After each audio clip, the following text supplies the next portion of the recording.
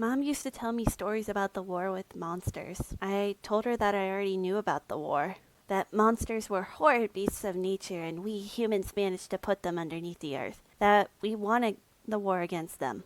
Mom wasn't impressed by this knowledge, nor my ability to retain it. She seemed sad, and when she spoke, her voice, it held so much sadness, and I could tell that this topic was something sore to her. I mainly think it was because of my father. I didn't know my father in life, but Mom has told me that he was selfish, a cheat, and an asshat.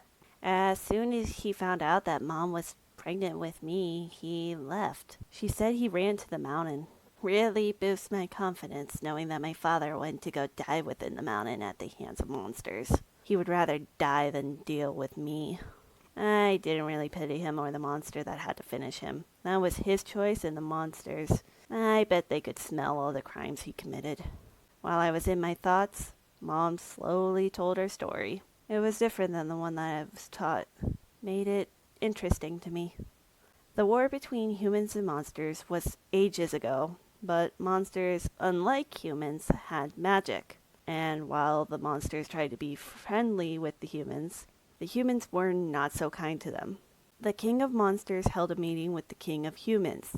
He wanted to discuss this issue along with the issue of humans building homes on their territory. But the king of humans didn't want to come up with a peace agreement. He wanted to take their land, claiming that it was the humans and only for the humans. He told the king of monsters that if they didn't leave, there would be a war against them. As soon as that statement was said to the Monster King, all hell broke loose. The Monster King rallied his troops in order to go to war with the humans, but the monsters were not going to win. The humans managed to capture the chief of the monster guard. He was beaten and broken. They used him as a bargaining advantage against the monsters to forfeit the war. The king of monsters didn't know how to react, but deep down he couldn't lose his best fighter of the guard. So instead of losing his head guardsman, he dropped his weapon and accepted defeat. Though he would regret it soon enough, though. The king ordered the monsters that their new home was under the mountain, that their new territory was beneath the earth for all eternity. The monsters begrudgingly complied to the tyrant's command. The monsters went underground. A couple of the other guards helped their chief into their earthen prison. After the monsters made their way into the mountain, the humans found a way to make monster souls last. With this knowledge, they managed to place a barrier around the mountain. The monsters couldn't leave the mountain even if they wanted to. Years later, my mother was cast down into the underground by my grandparents. They didn't care, nor did they want her anymore. Mom thought she was going to die at first until she found herself safe at the bottom within the mountain. Mom met a lot of monsters. They were all friendly to her. She didn't expect them to be so kind, though she knew deep down their kindness back above ground would not last. Mom knew she needed to get out of the underground and free the monsters. Then Mom came across one monster, the chief guardsman. She was terrified of him. She said that she could see the fear in his eyes to her as well. The two were both wary of each other, but soon they felt comfortable enough to approach each other.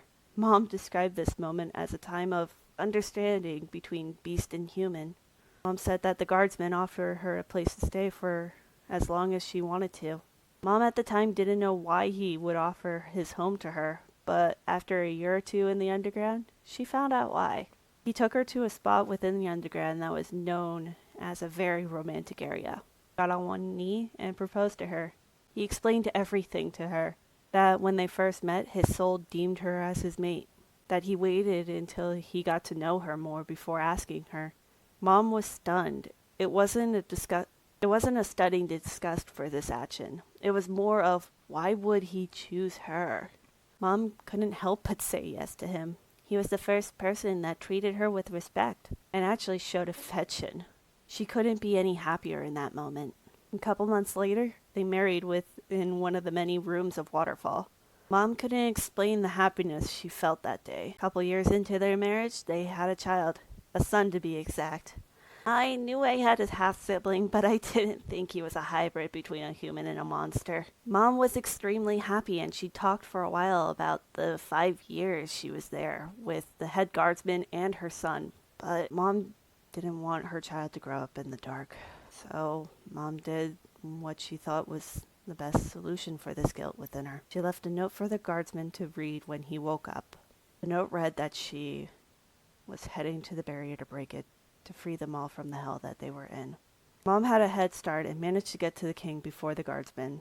Mom offered her soul in order to break the barrier, to free the monsters, but she was stopped by the head guardsman. The guardsman was begging her not to do it. He was frantic in holding her to prevent her from doing it. Mom told him that she would return and they would live happily on the surface together. She was holding back tears as she gave him a kiss and left the king to the barrier. Before Mom could break the barrier, the king pushed her through the barrier.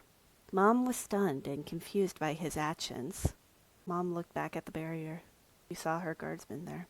He was crying and pressing himself against the barrier. He was trying to reach her from the prison he was in. The guardsman needed her back in the underground with him. He was begging her to come back into the underground. Mom pleaded back to him, saying that she couldn't return. She made a promise to him that she would return with some help, get them out from the underground. Mom went around the town pleading and explaining to people that were there that there were people trapped under the mountain and they needed help. No one cared, nor did they even give her a chance to fully explain. Soon 2 people caught wind of a crazed woman claiming that there were people trapped under the mountain that needed help. Those 2 people turned out to be my grandparents. They managed to catch her and take her back in their home. They berated her for even daring to show her face to them. Mom wasn't their scared, abused child anymore. She told them that she was back on business, and if they were not going to help, to get out of her way. She knew how to fight due to her husband teaching her for the past few years. They let Mom be, but then they started to force her to be around my father. She was not happy one bit. She tolerated him if it meant completing her goal without issue. Anytime she had to be around my father, she would open her phone and look back at the photos from the underground. She would look at photos of her husband and her son. She missed them both.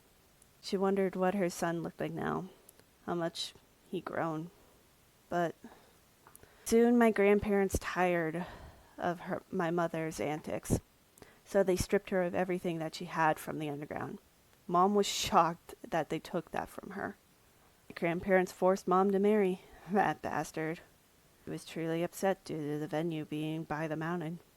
She cried the entire time. Everyone was told that she was just really happy to be married to someone like him. Then Mom found out about being pregnant with me. She was ecstatic, but my father was disgusted by the thought of having a child and left us when I was born. A light flashed from the window, distracting Mom from her story. She seemed like she knew what this flash meant. When we looked out the window, we saw the light coming from the mountain. Mom seemed extremely happy with that knowledge. She was saying that the guardsmen would find us and keep us safe. My grandparents entered our shared room. They seemed pissed and annoyed by something. Mom was so happy and told them that she had to go to the mountain. Her joy was short-lived. She was shut down by my grandparents. They proceeded to hand Mom a pair of necklaces. They demanded that we wore these and to never leave the house without their supervision. We obeyed. I didn't really understand the new rules. I didn't question. But everything was still weird. I wanted to meet the monsters. I wanted to know more about my extended family within the monster culture.